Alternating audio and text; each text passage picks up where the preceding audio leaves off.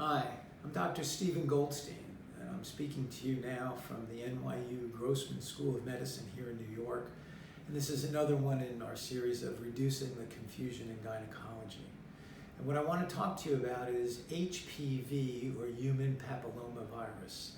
Yes, technically this is an STD or STI, sexually transmitted disease, but unlike other STDs, this does not come out in semen. So this is spread through skin-to-skin contact. And in fact, therefore, condoms really don't 100% protect unless the HPV are on the glands of the penis itself.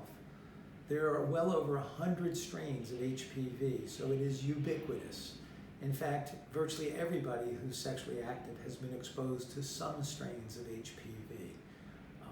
The only people who don't get HPV exposure are people who've never had any sexual activity. And the problem is they're turning HPV into a disease. Yes, there are certain high-risk types. When people have an atypical pap smear, we will automatically get the HPV status. And there's a panel of 14 of this more than 100 types that are considered HPV positive.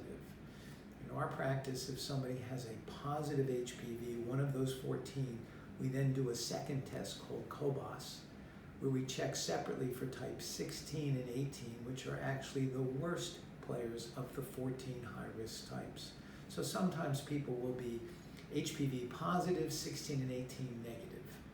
However, I'm not looking to eradicate HPV, and we'll talk about the vaccines in a minute. What I'm interested in doing is preventing cervical cancer. In some people, HPV can cause your cervical squamous cells to start to act funny and to differentiate in an unusual pattern, which we used to call dysplasia, which is now called intraepithelial lesions. There are varying degrees of severity of this dysplasia.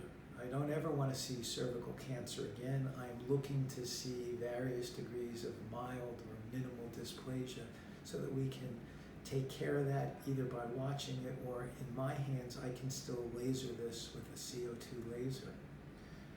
The problem with the HPV vaccine, in my opinion, when it first came out, was it only got 4 out of over 100 types, 2 of which, 16 and 18, admittedly are the most serious, but 6 and 11 which cause warts but not precancers. The number of patients I had who had the original vaccine and still developed cervical precancers was rather large, and I thought it sent the wrong message. You see, when you get a polio shot, you're immune. If you get a rubella umbrella, you're immune. If you get that vaccine, the original one, it took 4 strains out of over 100 off the table. The newer version has 9 strains, and so now it's starting to make a little more sense. But still, it gives the false impression to my patients, especially younger patients, that they are in fact protected. I wrote something a while back about the pap smear called, "If it ain't broke, why are we fixing it?" I think that second only to the polio vaccine, the pap smear has been one of the greatest triumphs of modern medicine in the last 50 years.